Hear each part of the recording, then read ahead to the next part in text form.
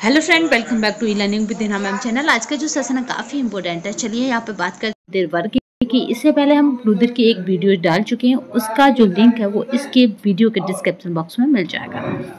यहाँ पे आज हम रुधिर वर्क की बात करते हैं और रुधिर वर्क से हमारी 3 वीडियोस बनेंगे, तीनों ही मोस्ट इम्पोर्टेंट हो जाती हैं क्योंकि आपको पता है कि आपका जो सिलेबस है उससे भी कॉमन क्वेश्चन बन जाते हैं। वो कॉमन क्वेश्चन जो कहते हैं ना कि जनरल नॉलेज बेस्ड थे या कॉमन क्वेश्चन थे, वो क्वेश्चन है। क्योंकि कुछ क्वेश्चन आपने देखा होगा 10 से 5 या कहें 5 से आपके 10 क्वेश्चन तक ऐसे मिल जाते हैं जिनको आप आउट ऑफ सिलेबस भी कहें तो भी नहीं और सिलेबस के अंदर भी होते हैं। ठीक है, तो वही है ये सब। क्योंकि आपके में क्या है कि आपके में मानव संरचना पढ़ना है, तो मानव संरचना पढ़ने में तो ये सब क्वेश्चन नॉर्मली उसमें समाहित हैं। और मानव स्ट्रक्चर भी हम देखेंगे जल्दी ही, जो उसका बॉडी स्ट्रक्चर है, चाहे मेल का हो चाहे फीमेल का। जैसे अगर क्वेश्चन जो बनते हैं वो फीमेल के बॉडी स्ट्रक्चर पर बनते हैं। ठीक है, तो चलिए स्टार्ट करते हैं सेशन को। आपको क्या करना है, बस इन दिनों में केवल और केवल ऐसे की पॉइंटों को उठाना है जहाँ से क्वेश्चन बनते हैं। कल में भी, कल पॉसिबल होगा तो कल क्या करेंगे, मैं वो एरियाज बता दूंगी जहाँ से ज़्यादा क्वेश्चन बनते हैं। तो आप ये केवल और केवल ये देखिएगा क्या वो आपके एरियाज टच में हैं, क्या आपने उनसे रिलेटेड क्वेश्चनों को हल कर रखा है, क्या आपने उनसे रिलेटेड क्वेश्चन कहीं पे पढ़ रखे हैं। ठीक है, तो इस तरह से बस कल एरियाज बता दिए जाएंगे। उसके बाद आप बस सिलेबस पर हल्का सा टच मारिए। उसके बाद कंटेंट जो आपके पास है उस पर टच मारते हुए और एमसीक्यू टाइप PYQ जरूर करिए। वो PYQ मैंने आपको एक दे दिया है, एक आज रात तक मतलब अपलोड हो जाएगा। तो इस तरह से पर डे एक आपको मिल जाएगा, पर डे 1 या 2 भी, क्योंकि आने वाला टाइम बहुत शॉर्टली होता जा रहा है। तो 2, क्योंकि TGT के साथ मैं PGT भी करवाऊंगी, क्योंकि हो सकता है कि PGT के जो क्वेश्चन है वो TGT में उठा के रख दिए जाए। तो इसलिए TGT PGT ये दोनों ही आपको करा दिए जाएंगे TGT से पहले ही। तो इसलिए क्योंकि यहाँ उल्टा फिर हो सकता है कि इसके क्वेश्चन इसमें और इसके क्वेश्चन इसमें देखने को मिल जाए। क्योंकि इसी तरह से क्योंकि जो अभी असिस्टेंट वाला पेपर हुआ है उसको देखते हुए इसी तरह का अंदाजा लगाया जा रहा है कि कुछ इस तरह का ही होगा, ज़्यादा टफ नहीं करा जाएगा क्योंकि भर्ती को बहुत जल्दी क्लियर करना है और जितने पद हैं सबको भरना ही बनना है। तो यहाँ पर रुधिर वर्ग देख लेते हैं। मैंने उस दिन बताया था कि रुधिर वर्ग हमारे पास 4 होते हैं, जिनमें A, B और यहाँ पे A, B और AB और O होता है, जिसको हम क्या बोलते हैं, सर्वदाता बोलते हैं। और ये सर्वग्राही होता है, यानी ये सबसे ले सकता है, ये सबको दे सकता है। यानी ये ईश्वर हो जाता है, ये मनुष्य हो जाता है जो ईश्वर से लेता ही लेता है। कैसे भी वो चीज़ों को आपको याद रखना है अपने माइंड में। तो चाहे आप ओ को ईश्वर समझ लीजिए और AB को इंसान या फिर मनुष्य समझ लीजिए, जो सबसे लेता है। और वो क्या है, सर्वदाता है। सर्वदाता कौन होता है, ईश्वर, तो वो सबको देता है। तो चलिए यहाँ पे बात कर लेते हैं प्रतिजन या एंटीजन की। तो यहाँ पे जो A होता है, अगर इसकी बेसिकली बात की जाए, चलिए हम इसको यहाँ लगा लेते हैं। यहाँ चलिए, जो A होता है अगर इसकी बात की जाए तो इस A में क्या पाया जाता है, प्रतिजन, एंटीजन A ही होगा। बट प्रतिरक्षी यानी एंटीबॉडीज आपकी B ही होगी, याद रखिएगा। A में एंटीजन A होगा बट एंटीबॉडीज की बात की जाएगी तो B होगी। इसी तरह B में एंटीजन B होगा, जस्ट इसका उल्टा हो जाएगा तो एंटीजन A हो जाएगा। याद रखिएगा, जो एंटीबॉडीज होगी वो A हो जाएगी जब B की बात होगी। अगर A की बात है तो एंटीबॉडीज B हो जाएगी, जस्ट इसके अपोजिट चल रहा है। अब बात करते हैं AB की। तो AB क्यों सबका मतलब सबसे ले सकता है, क्योंकि इसमें एंटीजन क्या होता है, A भी हो सकता है B भी हो सकता है, जबकि एंटीबॉडीज इसमें कोई नहीं होती है। ये मोस्ट इम्पोर्टेंट है कि AB में कोई भी एंटीबॉडीज नहीं पाई जाती है। जबकि O की बात की जाए तो O कोई नहीं, यानी एंटीजन इसमें नहीं होता है, इसीलिए सर्वदाता होता है। बट इसमें एंटीबॉडीज कौन से, तो दोनों होते हैं, यानी A और तथा B दोनों इसमें मौजूद होते हैं, इसीलिए सबको दे देता है। क्योंकि ये बना A से, ये बना B से, ये बना A और B से। इसलिए यहाँ पे बस इतना ही ट्विस्ट है, याद रखिएगा। इसमें एंटीजन यानी O में कोई एंटीजन नहीं पाया जाता है, जबकि AB में क्या है, एंटीजन A आपका AB होता है। और जबकि इसमें एंटीबॉडीज कोई नहीं होती है, इसीलिए सबसे ले लेता है। इसमें एंटीबॉडीज होती है क्योंकि AB, इसलिए सबको दे देता है। बस यहाँ से ही इन 2 से ही क्वेश्चन बनते हैं ज़्यादातर।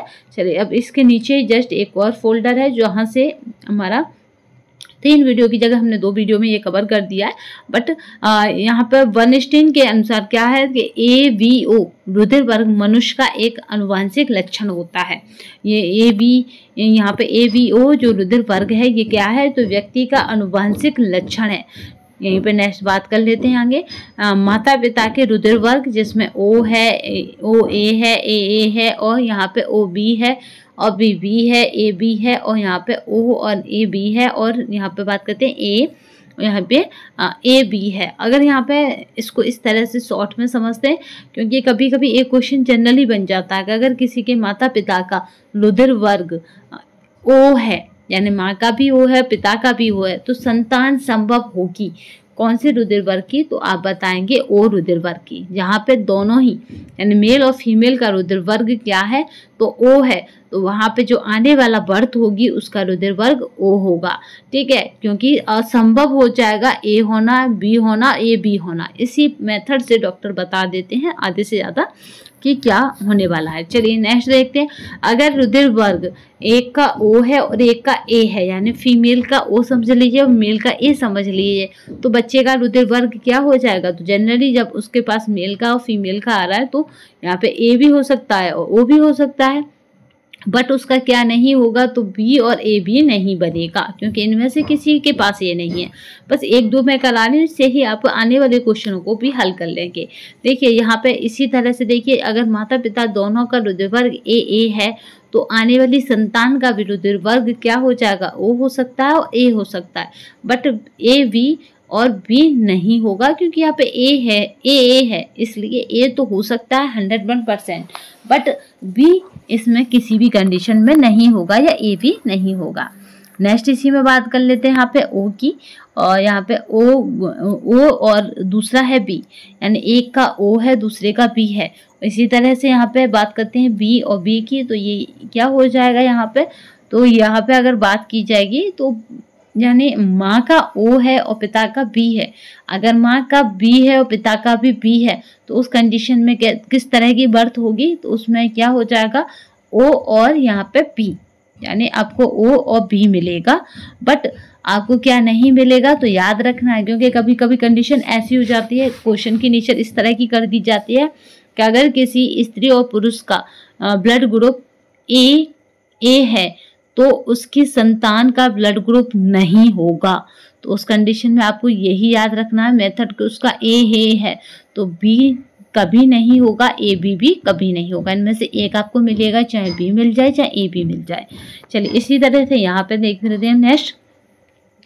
अगर यहाँ पे बात की जाएगी यहाँ पे O गुणा B और यहाँ पे BB की, तो क्या बन जाएगा, तो यहाँ पे O आपका बनेगा, बर्थ O होगी और B होगी, बट क्या नहीं होगा, तो यहाँ पे A और AB कभी किसी कंडीशन में नहीं होगा।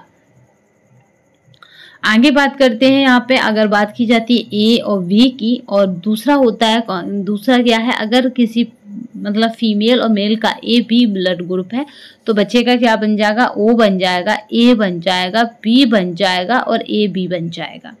ठीक है, क्या बन जाएगा, AB बन जाएगा, क्योंकि यहाँ पे AB पेयर बन जाएगा। A भी बन सकता है, B भी बन सकता है, O भी बन सकता है। ठीक है, तो यहाँ पे क्या नहीं बनेगा, ऐसा है ही नहीं कॉलम। ठीक है, कुछ चारों ब्लड ग्रुप में से कुछ भी बन सकता है अगर एक का A और दूसरे का B है। अगर बात की जाए ग्रुप मतलब एक का O है और दूसरे का AB है तो क्या ब्लड ग्रुप बनेगा बच्चे का, तो याद रखिएगा AB है एक का, फिर भी यहाँ पे O नहीं बनेगा, क्या बनेगा, A और B बनेगा। ठीक है, असंभव है क्या बनना, O और AB बनना, याद रखिएगा ये असंभव है और ऊपर संभव है। तो यानी अगर O है और AB है तो क्या बनेगा, A और B बनेगा ब्लड ग्रुप, O और AB बनना असंभव है। यहीं पे बात कर लेते हैं, अगर एक का A है ब्लड ग्रुप, दूसरे का AB है और यहीं पे B है, यहाँ पे A है, याद रखिएगा इसके साथ, इधर तो AB सबके साथ है, बट याद रखना है A ब्लड ग्रुप है, B ब्लड ग्रुप है और साथ में AB ब्लड ग्रुप है, और ये किसके साथ जुड़े हैं, AB के साथ। तो इनका क्या संबंध बन जाएगा, तो उस संतान का A ब्लड ग्रुप हो सकता है, B हो सकता है, AB हो सकता है, बट उसका O कभी नहीं होगा, उसका O कभी नहीं होगा। तो चलिए यहाँ पे आज हमने ब्लड ग्रुपों को देखा कि क्या बर्थ क्या नहीं संभव होगी। ठीक है, तो आप याद रखिएगा। तो सॉरी, चलिए तो आज के सेशन में बस इतना ही। नए सेशन में फिर मिलेंगे, तब तक के लिए धन्यवाद। वंदे मातरम, जय हिंद।